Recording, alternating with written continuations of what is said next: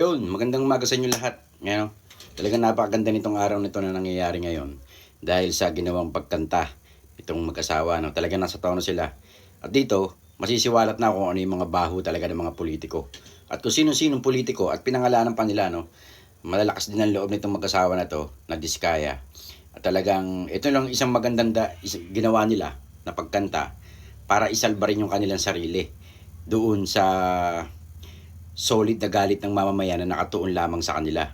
Ano? Ngayon, ang pinakamagandang gawin nila, tumayo sila para mabawas-bawasan yung galit ng mamamayan sa kanila. Tumayo sila bilang testigo doon sa mga nangyayaring katiwalian sa loob ng gobyerno hinggil dito sa proyekto ng flood control project. Ano? Dito sinasabi nga nila yung mga pangalan mismo ng mga politikong umausap sa kanila at humihikayat sa kanila na magbigay sila ng pera para maging token nila, para makapasok sila dun sa mga malalaking proyekto ng DPWH. At hindi lang to usapin sa usapin sa mga opisyal ng DPWH. May mga binanggit din sila mga pangalan dito ng mga politiko at mga kilalang mga politiko. Siyempre, nasa lang yan, nasa mababang pa lang yan. Nasa kamera pa lang yung binabanggit nila. Ngayon, ang hintayin natin dito ay yung mas mataas pa sa kamera. Yung mga kahati nila dyan. Posible namang walang dyan. Imposibleng walang mas mataas pa sa kanila. Bukod sa mga kongresistang nariyan na sinasabi na mag-asawa, imposible. Napaka-imposible talaga na nawala ni isa man lang sa kanila.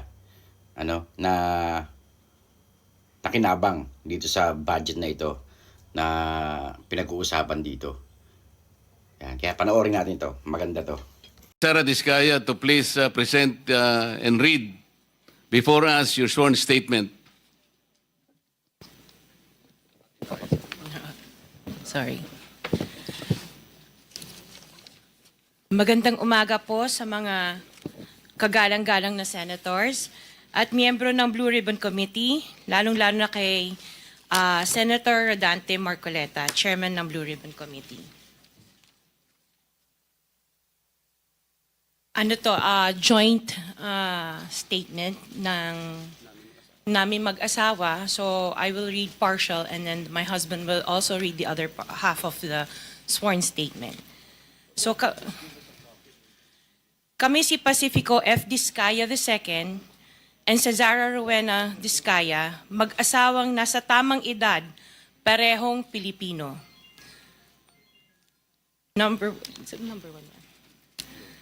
Number one, noong 2003, kaming mag-asawa ay tinayun ang kumpanya na pinangalan namin St. Gerard Construction. Ipinarehistro namin ito sa DTI, nakakuha ng contractor's license at nagsimula na lumahok sa mga pribadong construction projects. Number two, kinalaunan nagsimula na rin kami na lumahok sa mga government projects. Natuklasan namin na hindi naging madali ang trabaho sa mga government projects. Madalas mahirap ang paniningil ng bayad at matagal bago kami mabayaran ng gobyerno. Number 4, hanggang dumating ang pagkakataon, lumapit sa amin ang isang kaibigan na si Voltaire Claveria at inalok kaming magkaroon ng proyekto sa national level gamit ang aming lisensya. Number 5, ipinakilala niya ang sarili niya na nagtatrabaho para sa isang congressman at nangakong kapag nagbigay kami ng pera ay makakakuha kami ng proyekto.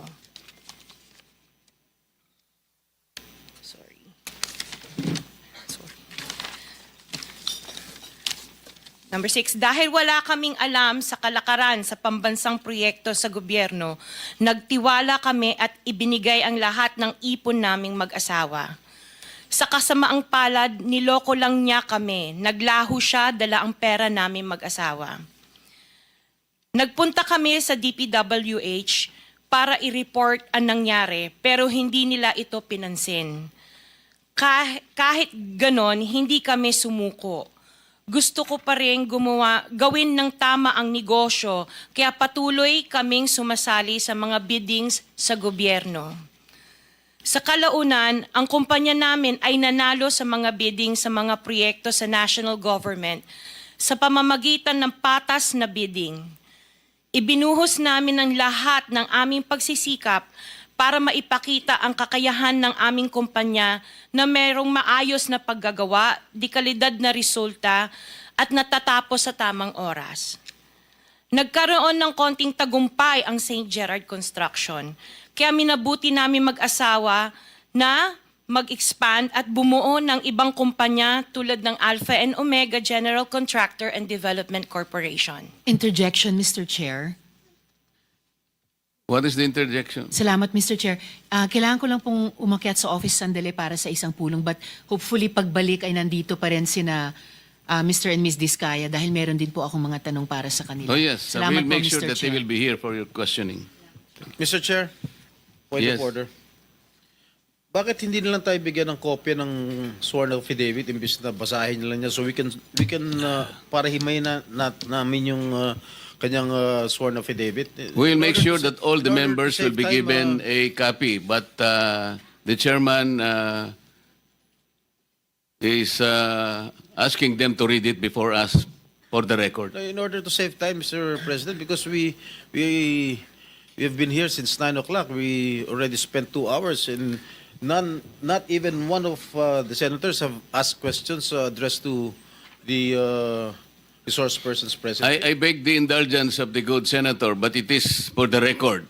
This is a sworn statement, at from this statement, kailangan dito sila matanong na mabuti.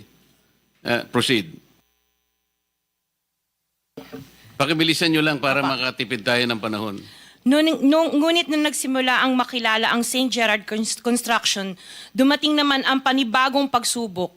Unti-unti nagsilapitan ang mga district engineers at mga regional directors ng DPWH at mga chiefs of staff na mga mambabatas na nag-aalok ng mga proyektong sinasabi nilang pondo ng mambabatas. Noong una, sinubukan naming labanan ng mga ito sa pamamagitan ng pagre-report sa DPWH at pagpapadyaryo ng mga tiwaling kawani ng gobyerno, subalit hindi sila natitinag sa mga ito. Sabi nila dapat tanggapin namin ang realidad na dapat kaming magbayad sa mga pambabatas kung gusto po namin magpatuloy na magkaroon ng project sa gobyerno.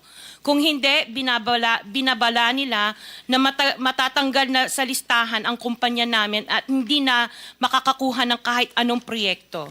Hindi namin ginusto kailanman na mapasama sa ganitong sistema, pero kailangan namin magpatuloy para sa pamilya at mga empleyado namin.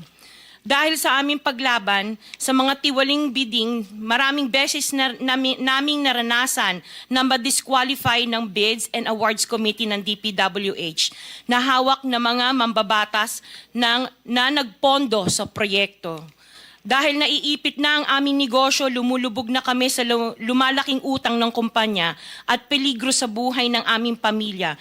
Napilitan kaming makisama sa kalakaran kahit labag sa aming kalooban.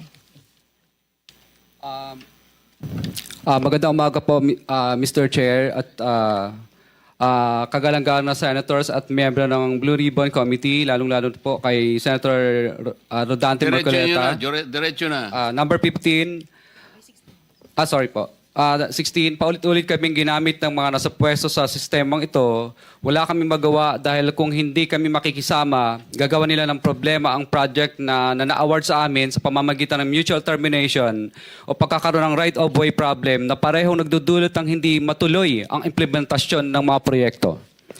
Matapos naming manalo sa mga bidding, may mga opisyal mula sa DPWS ang lumalapit sa amin para humingi at kumuha ng bahagi nila sa halaga ng proyekto. Ang hinihingi nilang porsyento ay hindi bababa sa 10% at umaabot pa sa 25% na naging kondisyon upang hindi maipit ang implementasyon ng kontrata. Ito ay binibigay namin sa kanila ng cash. Ang bawat transaksyon ay may karampatang voucher at ledger na nagsasaad ng mga araw at kung kailan nila ito natanggap. Ilan sa kanila ay sina Terence Calatrava, former Undersecretary of Office of the Presidential Assistant of the Visayas of the Philippines.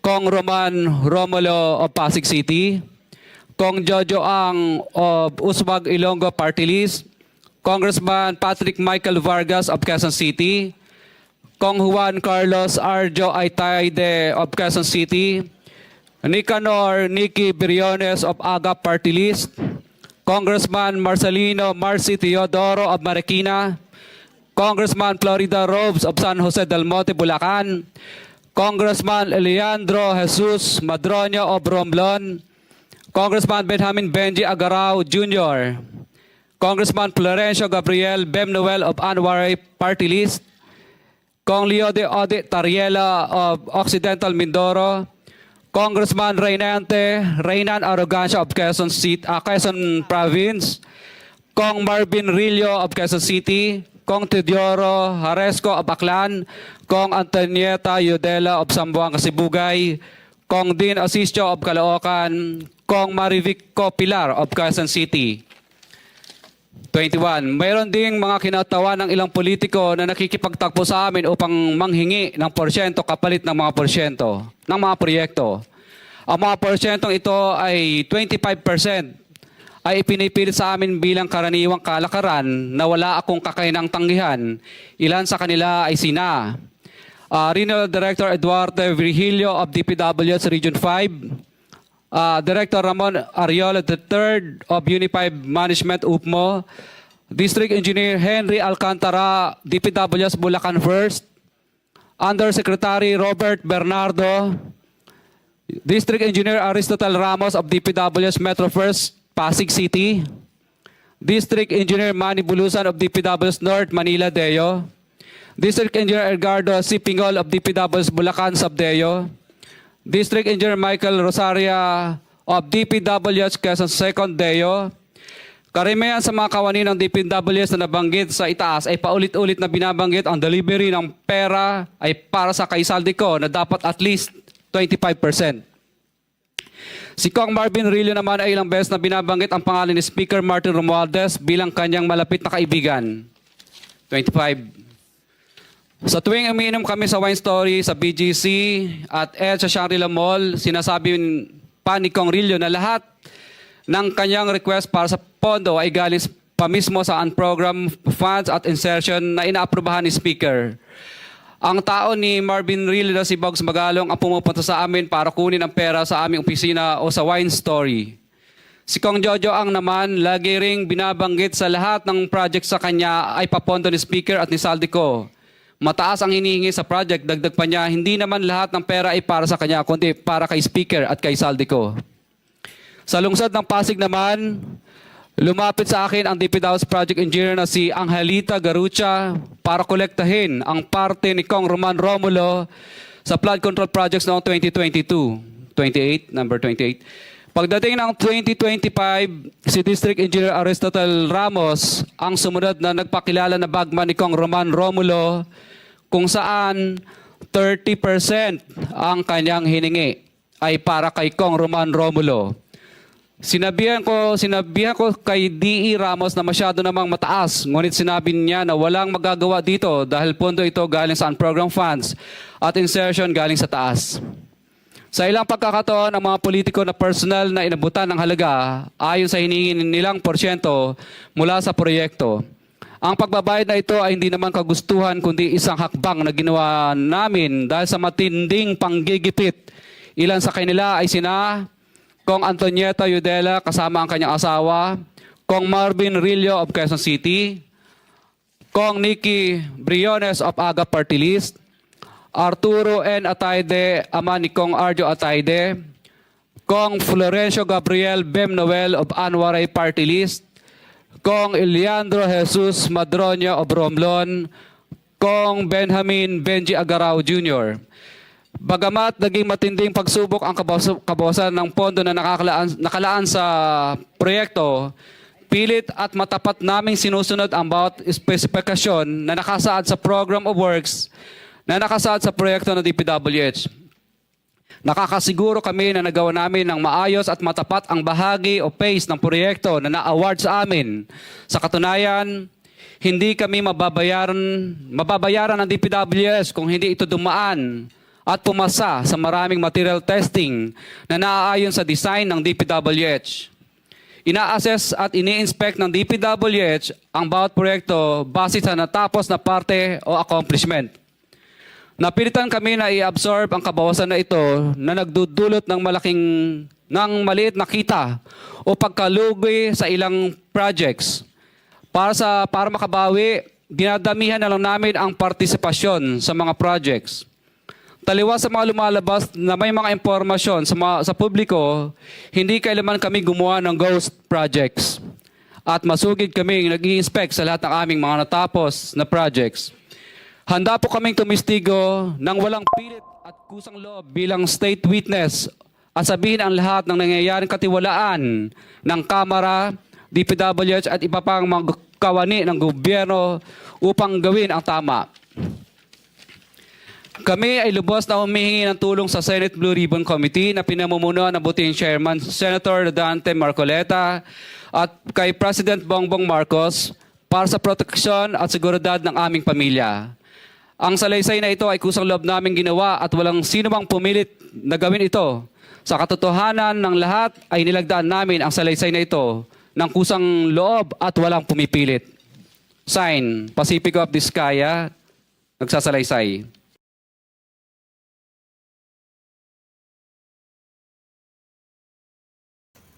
Ayun, napakagandang awitin ng binitawan at inihandog ng mag-asawang Diskaya. Ayun na lang ang pinakatanging solusyon, para mabawasan yung kasalanan nila sa taong bayan. Sabihin nila kung sino pa yung mga politiko, na mga namumuno kuno sa bayan, na naglilingkod kuno sa bayan, ang mga kasabwat dito sa pangungurakot sa flood control project. Napakagandang awitin nun, nung inalay na mag-asawa na yan. Pero hindi pa rin sila ligtas diyan. Bagamat umamin sila doon sa mga naging kasabwat nila, may kasalanan pa rin sila sa taong bayan. Kaya antayin naman natin yung pag-awit, ng mga kongresista na to, kung sino-sino pa yung kanilang mga naging kasapakat, o kasabwat diyan sa mga maanumalyang flood control project na yan. Sige, hanggang sa muli. Bye-bye!